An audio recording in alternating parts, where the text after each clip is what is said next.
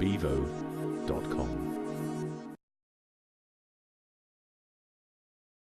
You say in your book that strategy can be reasonably easily copied, but so often what gives you the competitive advantage is your ability to execute and implement.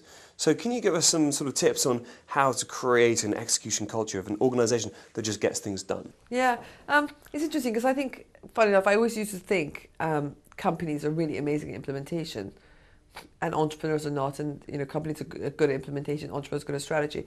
But actually, it's the reverse. I now see working with a lot of large corporations, is that actually implementation is where the problems are, because big companies have great people, they come up with great ideas, but when they try to implement it, they get what you call these sort of corporate traffic jams every time. Someone doesn't want to do it.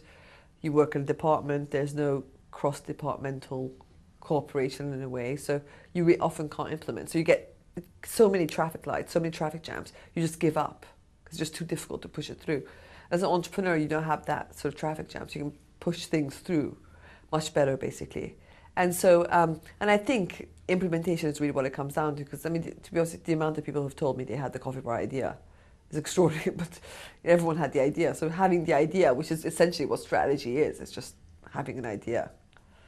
And, whatever you do on paper, it's just what you do out there. And I think, as I say in my book, everyone can copy your idea, but no one can copy your implementation. The detail that goes into it, the passion that goes into it.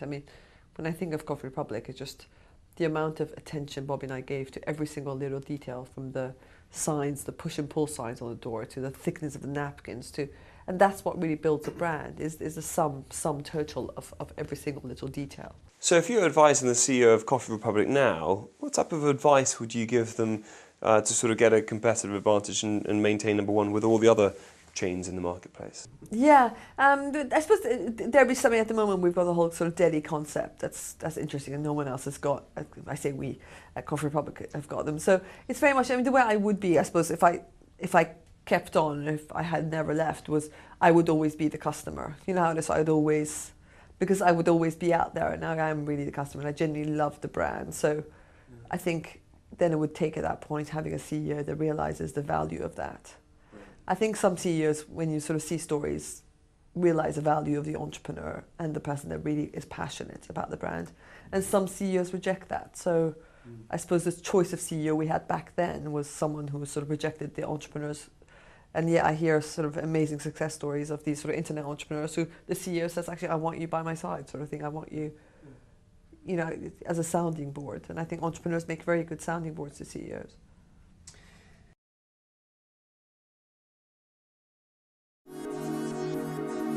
bevo.com